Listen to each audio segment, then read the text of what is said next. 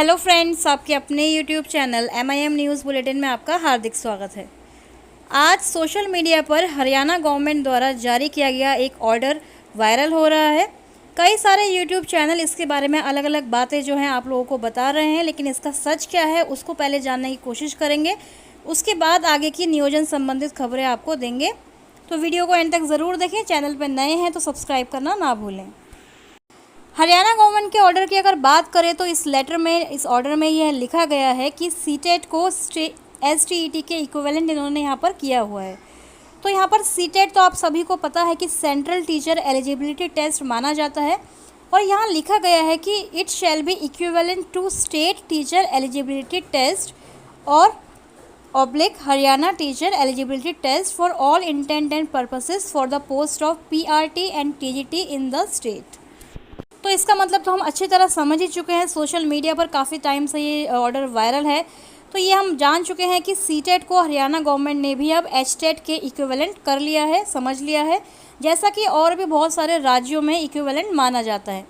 लेकिन social media पर या फिर यूट्यूब चैनल के माध्यम से हम कहें, बहुत सारी जगह पर इस तरह की खबरें वायरल हो रही हैं कि अब सीटेट को STET के इक्विवेलेंट कर दिया गया है। तो शायद बिहार में भी आगे जो 7वें चरण की बहाली होगी उसमें सीटेट वाले अभ्यर्थी STET के इक्विवेलेंट ही एलिजिबल होंगे और वे भी हाई स्कूल के टीचर बनने के पात्र होंगे।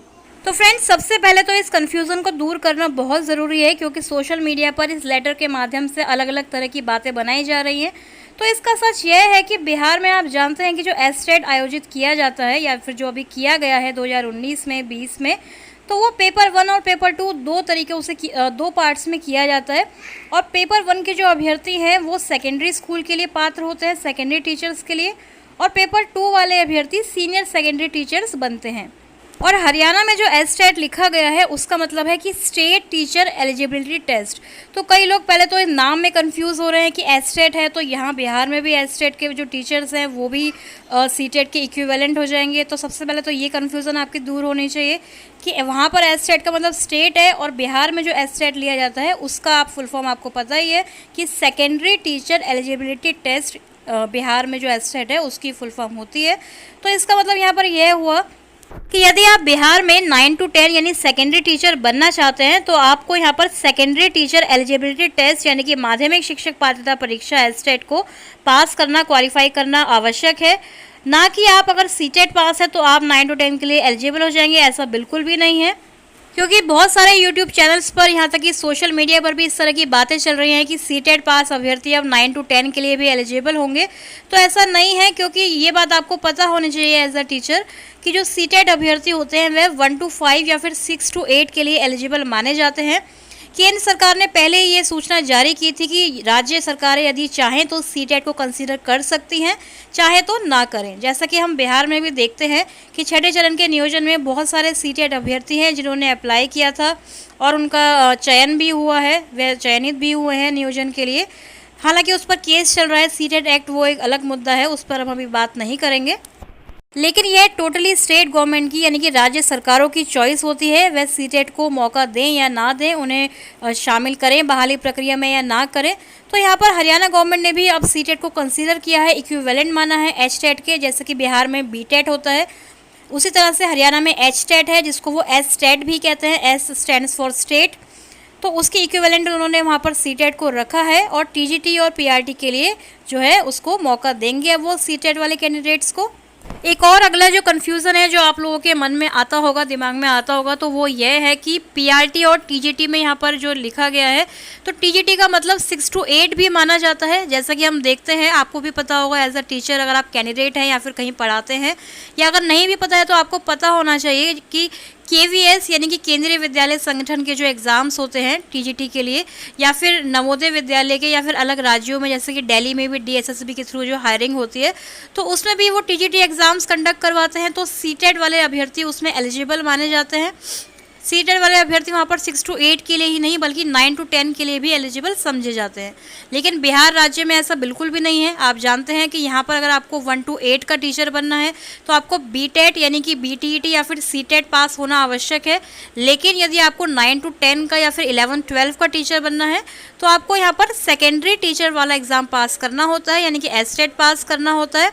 Then only you are eligible for applying for secondary and senior secondary teachers. तो फ्रेंड्स, उम्मीद है कि आपके ये डाउट और कन्फ्यूज़न सारे दूर हो गए होंगे कि हरियाणा का जो टेट है उसको आप बिहार में चल रहे एसटेट से कंपेयर बिल्कुल ना करें। और ऐसा बिल्कुल नहीं है कि आप सीटेट पास है तो आप 7वें चरण की बहाली में माध्यमिक और उच्च माध्यमिक शिक्षक बनने के लिए पात्र होंगे, ऐसा बिल्कुल नहीं है। हाँ, अगर आप सीटेट क्वालिफाई हैं तो आप 7वें चरण की बहाली में 1 to 5 या फिर 6 to 8 के टीचर्स ज़रूर बन सकते हैं, ऐसा बिल्कुल फिक्स है, ऐसा बिल्कुल निश्चित है। तो इसके लिए आप अपने मन में बिल्कुल भी डाउट्स ना रखें, सोशल मीडिया पर फैलने वाली अफवाहों पर ध्यान ना दें, सही जेन्युइन न्यूज़ को ही देखें, ओरिजिनल न्यूज़ को ही देखें जो आपको MIM न्यूज़ बुलेटिन के माध्यम से हमेशा मिलती हैं। भले ही आप कमेंट बॉक्स में अलग अलग तरह के दावे करते हैं, अलग अलग टिप्पणियाँ करते हैं, लेकिन सही बात यही है कि हम आपको वही इन्फॉर्मेशन देते हैं जो बिल्कुल जायज़ है, जेन्युइन है, ऑथेंटिक है। अब छठे चरण के नियोजन से संबंधित भी जो न्यूज़ है उस पर बात कर लेते हैं कि नहीं मिली 11,000 से अधिक पदों पर काउंसलिंग की अनुमति।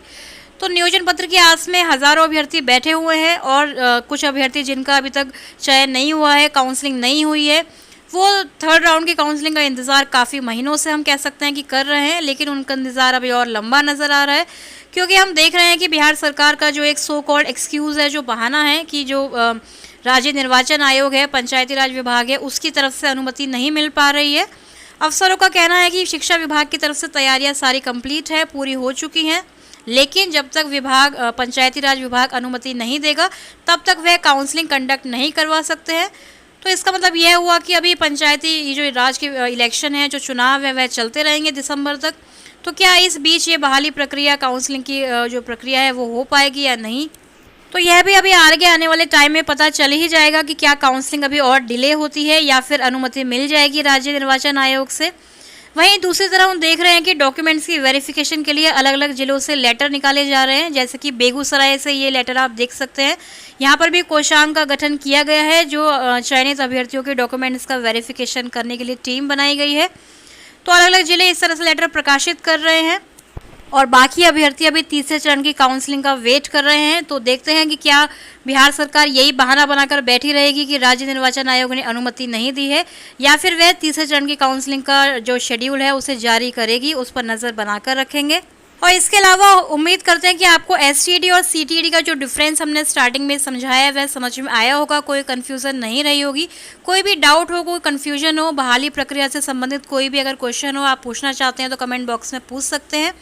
और सीटेट एक्ट केस की अगर बात करें तो उसकी सुनवाई आपको पता होगी कि 4 अक्टूबर को अगली सुनवाई की जाएगी।